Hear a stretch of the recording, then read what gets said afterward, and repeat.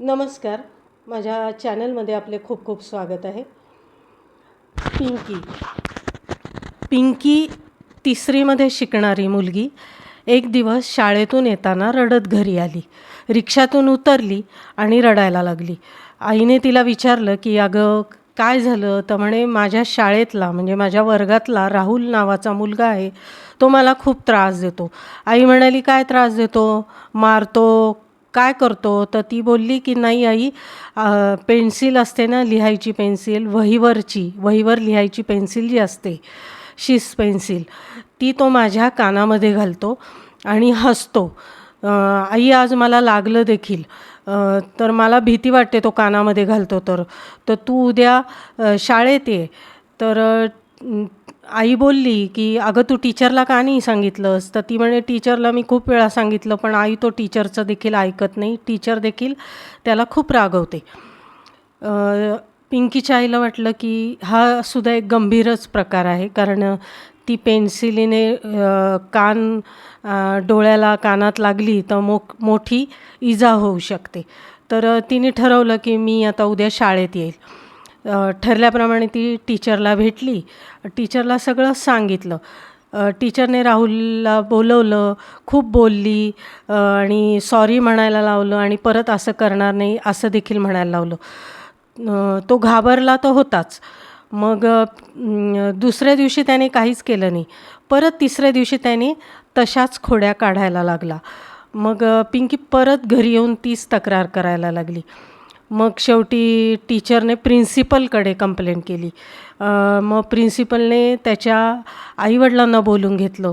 आईवडिलांना देखील माहीत नव्हतं की आपला मुलगा हे असं काय करतो आहे. त्यांना देखील वाईट वाटलं.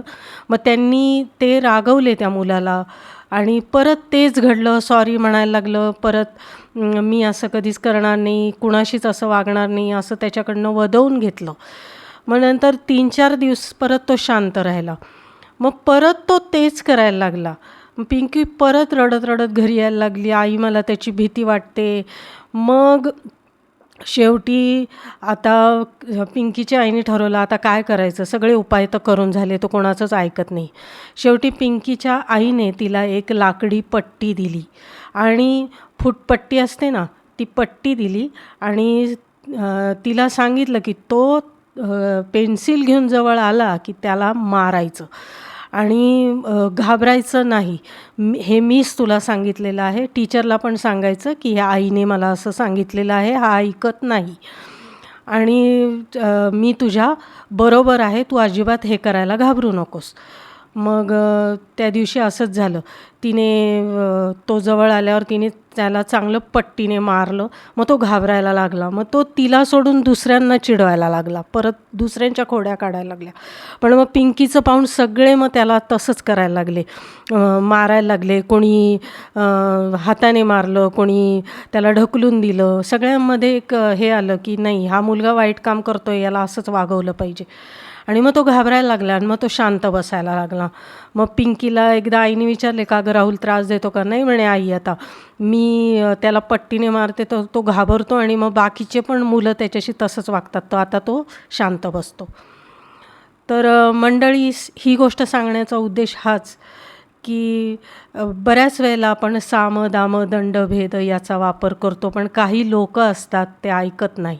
अशा वेळेला आपल्याला ठाम आणि कठोर असे निर्णय घ्यावे लागतात. आता पिंकीच्या आईलाही वाटलं असेल आपण असं का शिकवतोय, पट्टीने मारणं वगैरे, पण नाईलाज होता, कारण तो मुलगा ऐकतच नव्हता. आता विशेषतः म्हणजे पिंकीने सुद्धा ही सगळी गोष्ट घरी सांगितली आणि तिच्या आईचं आणि तिचं असलेलं बॉन्डिंग, म्हणजे मला या विषयावर पण बोलायचं आहे की आपल्या मुलांमध्ये आणि आपलं नातं असं हवं की बाहेर कोणतीही गोष्ट घडली तरी त्यांना आपल्याशी बोलायला कुठलीही भीती वाटली नाही पाहिजे.